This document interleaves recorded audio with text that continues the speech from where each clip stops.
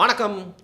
பொதுவாக வந்து இந்த ட்ரெய்லர்லாம் பார்த்து டீகோட் பண்ணுறது அப்படிங்கிறதுக்கு நம்ம எதிரானவன் இருந்தாலும் வந்து பார்த்தீங்கன்னா டீகோட் பண்ணல ஒரு ரிவ்யூ மாதிரி வந்து போகலாம் அப்படின்னு தோணுச்சு.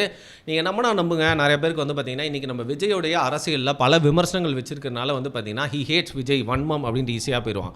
இன்னும் சில பேர் வந்து பார்த்தீங்கன்னா அவர் செஞ்ச நல்ல விஷயங்கள் இல்லை அவரை ரசித்து ஏதாவது ஒரு விஷயம் சொல்லிட்டா வந்து டே ஒரு அனில்ரா மச்சான் அப்படின்ட்டு போயிட்டே இருப்பானுங்க. பட் ஓப்பனாக சொல்லப்போனால் நான் வந்து ஒரு எக்ஸ் அனில். இப்பயும் பார்த்தீங்கன்னா எனக்குள்ள இருக்க விஜய் ஃபேன் அப்படிங்கிறவன் படத்தை போய் பார்ப்பான். பட் படம் அரசியல் அப்படிங்கிறதும் பிரித்து வச்சு பார்க்குறது தான் பகுத்தறிவு. அந்த பகுத்தறிவு வந்து எந்த ஒரு தாத்தாவாலையும் உங்களுக்கு வந்து கற்றுக் கொடுக்க முடியாது. இன்றைக்கி இருக்கிற இளம் தலைவர் யாரும் உங்களுக்கு கற்றுக் கொடுக்க முடியாது. அவன் சுய அறிவை பயன்படுத்தினாலே வந்து புரிஞ்சிடும். அந்த வகையில் நான் வந்து பார்த்திங்கன்னா விஜயுடைய ஒரு வெறித்தனமான ஃபேன். 2 பேரோட ஃபேனாக வந்து பசங்க என்றைக்குமே வந்து இருந்திருப்பாங்க. சினிமா அந்த சினிமாவில் விஜய் அண்ட் அஜித் அப்படிங்கிறது எங்களோட ஜென்ரேஷனில் அந்த சண்டை வந்து ஒரு பெரிய சண்டை. இப்பயும் அது வந்து போயிட்டுருக்கு.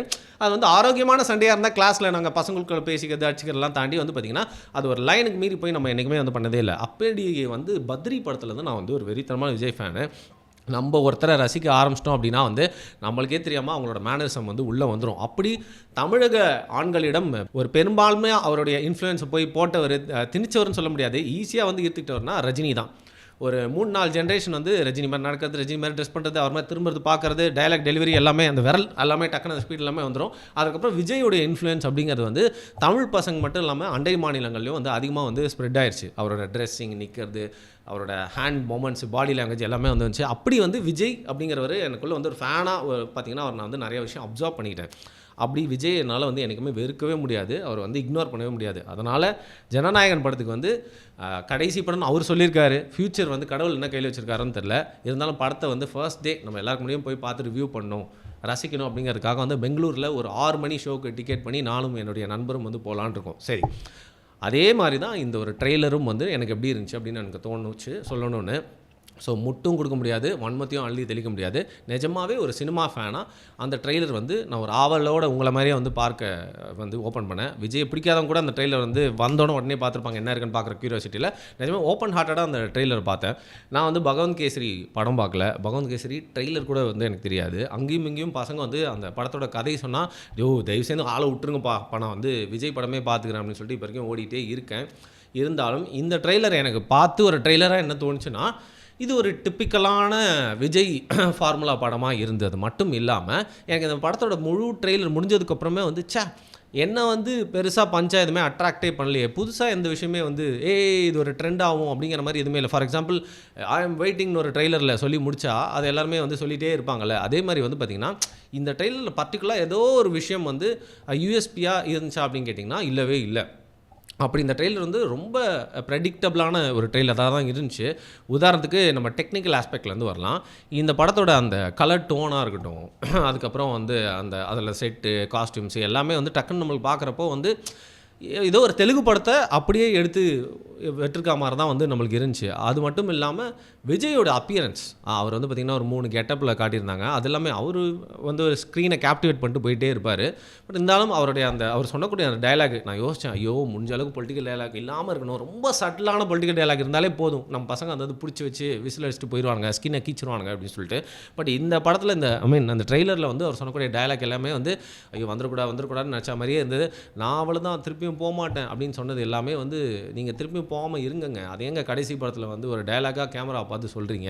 அது இப்போது இன்றைக்கி கொஞ்சம் 90s ரஜினி சொன்ன அந்த பல பஞ்சு டைலாக்லேயும் இன்றைக்கி பார்த்தா வந்து ஐயோ ஓவர் டோஸாக இருந்திருக்கே அப்படிங்கிற மாதிரி இந்த படத்தில் அந்த பொலிட்டிக்கலி ரொம்ப சில பேரை நோக்கி சொல்லக்கூடிய டைலாக்ஸாக இருந்தது மட்டும் இல்லாமல் அதுக்கப்புறம் வழக்கமான அந்த பில்டப்பு, அவன் பேரை பார்த்துட்டு அவன் யாருன்னு தெரியுமா அப்படின்னோன்னா அதுக்கு வந்து நீ சம்பவத்தை பார்த்துருப்ப அப்படின்னு சொல்லிட்டு இந்த கேஜிஎஃப் எலவேஷன்லாம் கொடுக்குறது. விஜய்க்கு வந்தாலே மாஸ் தான்டா, நீங்கள் வந்து மாசாக அவரை காட்டணுன்றதுக்காக முயற்சி செஞ்சு டைலாக்லாம் வந்து எழுதணும் அப்படின்ற மாதிரி இல்லாமல் ஒரு அறத பழசான ஒரு ஃபார்முலா திருப்பி தூக்கிட்டு வந்தது மட்டும் இல்லாமல் யாரோ ஒரு ரொம்ப ஹெவியான தமிழில் நடிச்சிட்ருக்க ஒரு குணச்சித்திர நடிகரை தூக்கி கன்வின்ஸ் பண்ணி இப்போ மோகன், எஸ்ஜே சூர்யா நினச்சிருக்காங்களே அந்த மாதிரி வந்து நிறைய பேர் யாரோ ஒருத்தர் கூப்பிட்டு வந்து அவரை ஒரு வில்லனாக காட்டியிருந்தாலே நம்ம சர்ப்ரைஸ் ஆன மட்டும் நம்ம சாட்டிஸ்ஃபை ஆகிருப்போம்.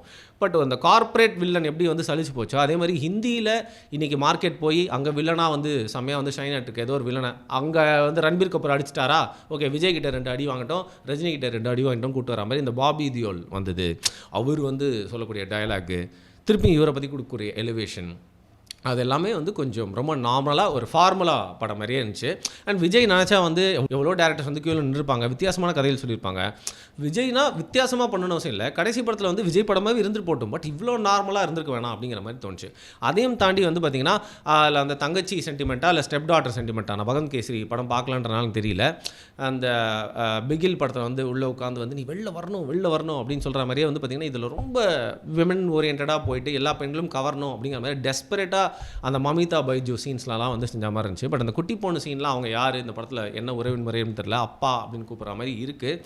ஸோ இதெல்லாம் வந்து ரொம்ப டெஸ்பரேட்டாக இறங்கி பெண்கள் ஓட்டு, அப்புறம் அடுத்த எலெக்ஷனுக்காக குழந்தைகள் ஓட்டு, அடுத்த எலெக்ஷனுக்காக குழந்தைகள் ஓட்டுன்னு சொல்லும் போது தான் அந்த கடைசியில் சில விஷயம்லாம் வந்துச்சு. இந்த ட்ரெய்லர்லேயே மற்றெல்லாம் வந்து பார்த்திங்கன்னா வேணுன்ட்டே நம்மளை இதெல்லாம் காட்டி ஏமாத்துறாங்கடா. படத்தில் வந்து வினோத் சொன்னார்ல, ஏதோ கேசரி கிண்டிருக்கோன்னு நினைக்காதீங்க, சோகம்லாம் இல்லை, இது முடிவெல்ல தொடக்கம் அப்படின்னு சொல்லிட்டு சரி நம்மளை சர்ப்ரைஸ் பண்ணிடுவாங்க இந்த ட்ரெய்லரில் வேணுன்ட்டே சில விஷயங்கள்லாம் செட்டிலாக காட்டி அப்படின்னு நம்ம யோசித்தாலும் கடைசியில் வந்து பார்த்திங்கன்னா அது ஒரு மெட்ரோ டனல் மாதிரி இருக்குது. அதில் பார்த்திங்கன்னா ட்ரோன்லாம் பறக்குது.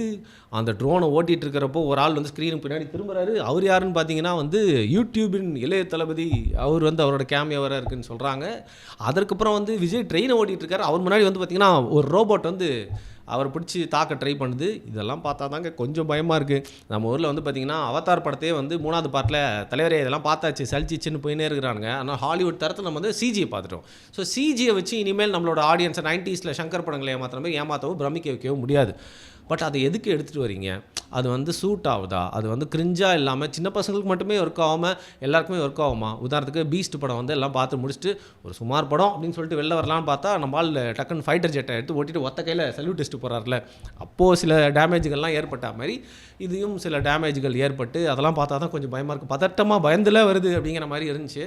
ஸோ பேசிக்லி இது I will not say this a very bad trailer, ஐயோ படத்தை பார்க்காம தப்பிச்சு ஓட்டு போயிடலாண்டா அப்படின்ல, எதிர்பார்த்த அளவுக்கு இல்லை, கொஞ்சம் நார்மலாக இருந்தது. அந்த பஞ்ச் டைலாக், அந்த ஃபார்மேட்டு, அந்த பென் சென்டிமெண்ட்டு, கடைசியில் நான் சொன்ன மாதிரி ரோபோ, ட்ரோன், இதெல்லாமே வந்து ஒரு மாதிரி மிக்சடான ஒரு எமோஷன் தான் அந்த படத்துக்கு வந்து கொடுத்துருக்கு. எப்படி இருந்தாலும் இந்த படத்தை நம்ம பார்க்க போகிறோம். இந்த படத்தை வந்து எல்லாருமே வந்து பார்த்திங்கன்னா பராசக்தி வருது, அடுத்த நாள் வரைக்கும் என் காசை வந்து சேவ் பண்ணி நான் பராசக்தி தான் பார்க்க போகிறேன் அப்படின்னு யாருமே ஜனநாயகனை வெறுத்து ஒதுக்க போகிறதில்ல. சினிமா ஃபேன்ஸ் எல்லாருமே அது வந்து டிஎம்கேவுடைய உடன்பிறப்புகளாக இருக்கட்டும், இல்லை அதிமுக சேர்ந்தவர்களாக இருக்கட்டும், நாம் தமிழர் தம்பிகள், Vijay fans, Vijay haters, Ajith fans, Suriya fans, Simbu fans, Dhanush fans, யாரை வேணால் வச்சுக்கோங்க, ஐயோ சிவகார்த்திகேயனை விட்டோம்பா, அவங்கெல்லாம் கூட வந்து பார்த்திங்கன்னா ஜனநாயகன் படத்தை எனக்கு ஒரு டிக்கெட் எப்படியாவது கிடச்சிடாதா அப்படின்னு அன்றைக்கி ஃபுல்லாக வந்து புக் மை ஷோவையும் டிஸ்ட்ரிக்ட்டையும் டிக்கெட்டையும் தேடிட்டே இருக்கிறது மட்டும் இல்லாமல் லோக்கல் தேட்டரில் போய் தெரிஞ்சவங்ககிட்ட ரெக்கமெண்டேஷனில் டிக்கெட் வாங்கி பார்க்கறதுக்கு முயற்சிப்பீர்கள். அந்த வகையில் விஜயோடைய கடைசி படமாக இருக்கிறது மட்டும் இல்லாமல் எலெக்ஷனுக்கு முன்னாடி வரக்கூடிய இந்த படம் அப்படிங்கிறனால சந்தேகமே இல்லாமல் எல்லாருமே இந்த படத்தை தான் போய் பார்க்க போகிறாங்க. பட் இந்த படம் நினச்ச பார்த்த அளவுக்கு வெற்றி அடையுமா அப்படிங்கிற ஒரு சந்தேகம் இந்த ட்ரெய்லர் மூலியமாக வந்து கொடுத்துருக்கு. ட்ரெய்லர் வந்து பார்த்திங்கன்னா வியூஸ்லாம் பிச்சுன்னு போயிடுச்சு. என்னதான் டாக்ஸிக் ஒரு பக்கம் வந்தாலும் வந்து பார்த்திங்கன்னா ஃபேன்ஸ் எல்லாருமே வந்து இந்த படத்தை வேறு லெவலுக்கு ட்ரெய்லரை 4 பக்கமும் கொண்டு போயிருந்தாலும் எனக்கு இந்த ட்ரெய்லர் ஒரு சுமாரான ட்ரெய்லர் தான் தோணுச்சு. அதை தாண்டி நான் டீகோட் பண்ணாத விஷயங்கள், ரொம்ப உத்து பார்க்காத விஷயங்கள்லாம் வந்து பார்த்திங்கன்னா ஃபெனாட்டிக்ஸான நீங்கள் பார்த்துருப்பீங்க. ஸோ என்னை திட்டுறது மட்டும் இல்லாமல் அப்படி நீங்கள் ஒரு ஈஸ்டர் எக்காக இந்த படத்தில் ட்ரெய்லர்னா பார்த்தீங்க, இதை நீங்கள் மிஸ் பண்ணிட்டீங்க ப்ரோ, அதை நீங்கள் பார்த்துருந்தீங்க உங்களுக்கு இன்னும் வந்து எக்ஸ்பெக்டேஷன் கூடியிருக்கும் அப்படிங்கிற மாதிரி எதாவது சொன்னீங்க அப்படின்னா வாட் இஸ் தட் அப்படிங்கிறத ஒரு சினிமா ஃபேனாகவும் விஜய் ஃபேனாகவும் மட்டும் இல்லாமல் ஒரு ஜென்ரல் ஆடியன்ஸாக கீழே மறக்காமல் கமெண்ட் பண்ணுங்கள். ஒருவேளை நீங்கள் இந்த 9ஆம் தேதி 10ஆம் தேதி எந்த படத்துக்கு முதல்ல போகலான் இருக்கீங்க, டிக்கெட் வாங்கிட்டீங்களா, வாங்கியிருந்தால் எங்கே வாங்கியிருக்கீங்க, பிளாக்கில் வாங்கினீங்களா, இது எல்லாத்தையும் வந்து மறக்காமல் கீழே கமெண்ட் பண்ணுங்கள். நன்றி.